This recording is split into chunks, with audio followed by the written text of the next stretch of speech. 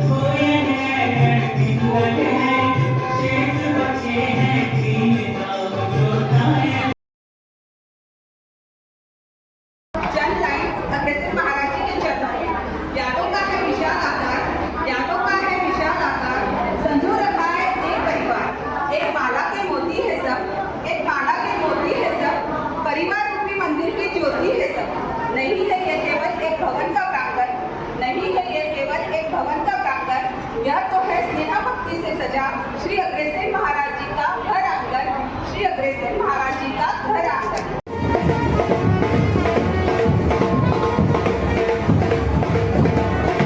अग्रसेन जयंती के बारे में और अग्रसेन महाराज जी के बारे में हम कमल दी से जानकारी लेंगे। तो कमल दीदी, अग्रसेन महाराज जी की हिस्ट्री क्या है?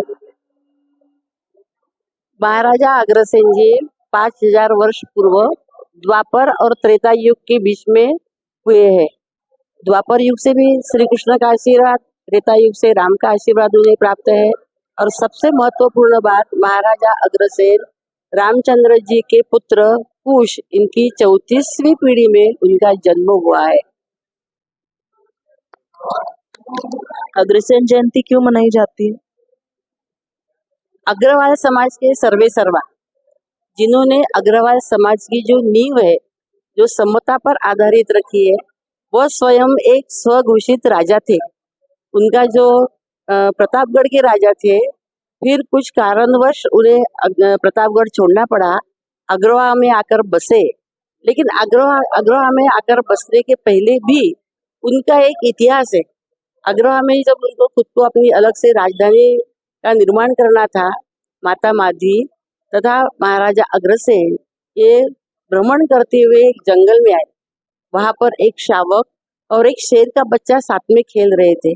महाराजा अग्रसेन जी ने सोचा कि माधवी जी ने भी बोला कि क्यों न हम यहाँ हमारी नई राजधानी का निर्माण करें, क्योंकि यहाँ सब जो हिंसक प्रवृत्ति के प्राणी और सर्वसामान्य सादे प्रवृत्ति के प्राणी भी एक साथ रहते हैं, बसते हैं, तो हम इंसान क्यों नहीं बस सके। इसलिए उन्होंने अग्रवा का निर्माण किया और अग्रवाल समाज का भी निर्माण हुआ है।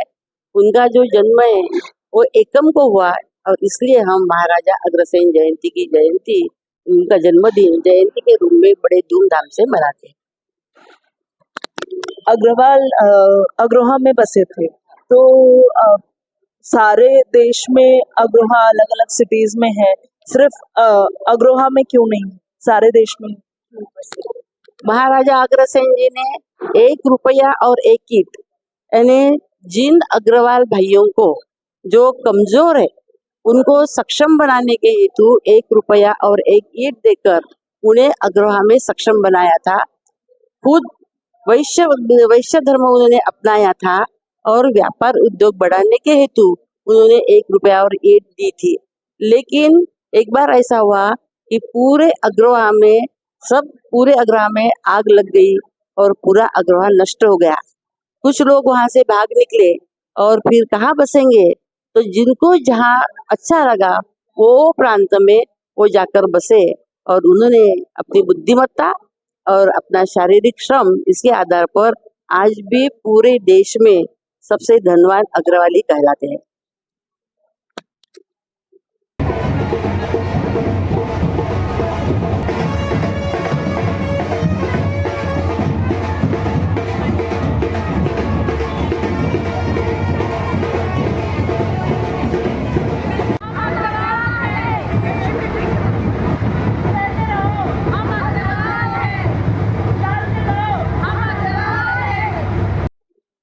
क्षत्रियों के वैश्य धर्म क्यों अपनाया अग्रसेन जी ने? 5000 वर्ष पूर्व अश्वमेध यज्ञ करने का एक प्रचलित था और महाराजा अग्रसेन ने अश्वमेध यज्ञ करने का प्रण लिया था और 17 यज्ञ उनके पूरे हो चुके थे। उसमें उन्होंने 17 घोड़े का बलिदान दिया था। लेकिन 18वें यज्ञ के वक्त एक जो घोड़ा था उसके आंखों में उनको आंसू दिखे, तब उनका मन पसीज गया और उन्होंने ठहराया कि नहीं, मैं जो निरपराध प्राणी है उनकी बलि क्यों दूं, और फिर उन्होंने ठहराया कि मैं इसकी बलि नहीं दूंगा।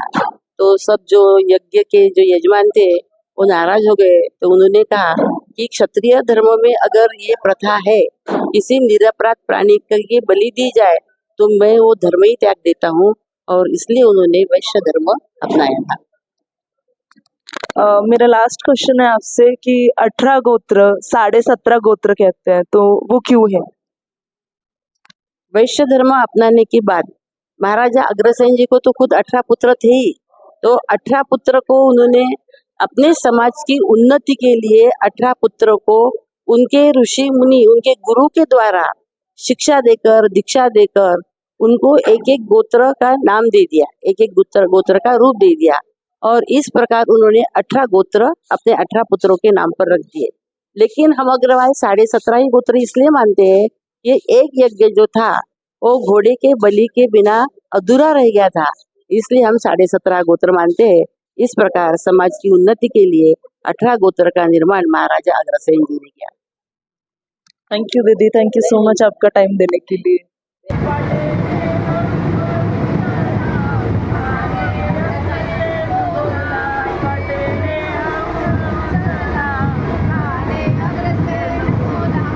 आलोक अग्रवाल, इन्होंने ये सारा डेकोरेशन किया है आज का।